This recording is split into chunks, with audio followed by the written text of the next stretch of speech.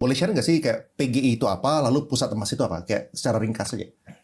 PGI itu kan Pusat Gadai Indonesia. Jadi orang yang perlu uang sementara dia menjaminkan barangnya untuk pinjam uang. Jaminannya apa? Bisa handphone, bisa emas. Kita baru terima 1 tahun emas. Nah kalau pusat emas itu orang yang mau jual, bukan mau pinjam. Mau jual putus, dia ke pusat emas. Ya.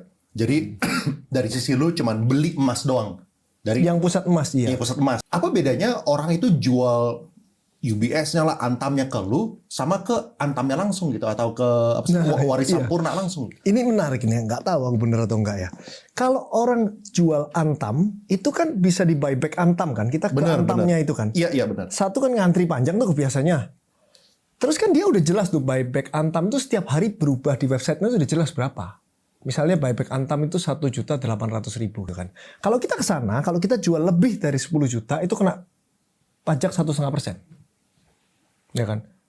Nah, kalau jualnya nggak di Antam, jualnya di toko-toko emas itu, buybacknya itu terserah toko emas. Rata-rata pasti di bawah 1,8. Dia mau ada spread dari, jadi dia misalnya 1,8 ya, dia belinya 1,780 misalnya gitu. Jadi kalau ada apa-apa, aku nanti balikin ke Antam, aku untung 20.000 gitu loh. Toko-toko emas itu gitu, atau 1,750 aku untung 50.000 kalau aku balikin emas. Kalau emasnya naik turun itu beda lagi ceritanya. Tapi kalau anggap nggak naik turun, aku ada spread untung waktu buyback itu gitu loh. Di toko emas, Toko emas yang biasa. Jadi toko emas biasa biasanya harga beli itu lebih rendah dibandingkan ke Antam Buyback langsung. Antam. Oke, Itu supaya dia ada spread dong, walaupun kecil. Ngerti. Nah, kalau aku itu di pusat emas, aku bikin 1:1, samain persis sama Antam, nggak usah pajak, udah. Aku bilang gitu. Kaget karyawan itu kaget. Jadi sekarang itu waktu Antam naik, banyak banget orang yang jual Antam. Berkilo-kilo dijual. Pak, ini nanti susah loh Pak kita jualnya. Nggak apa-apa, nggak laku aku simpan. Aku bilang gitu. Loh, berarti kan aku beli Antam dengan harga buyback Antam.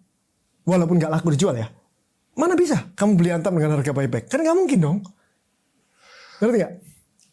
Jadi bisnis pusat emas adalah bisnis buat Andrew DCA emas, tapi DCA itu daily. Dan di harga buyback, menarik banget dong. Iya kan? Investasi emas Antam bisa dapat di harga buyback gitu loh. Tapi kalau emas Antamnya turun, rugi ya nggak apa-apa. Daripada kamu beli harga Antam terus turun, lebih rugi dong.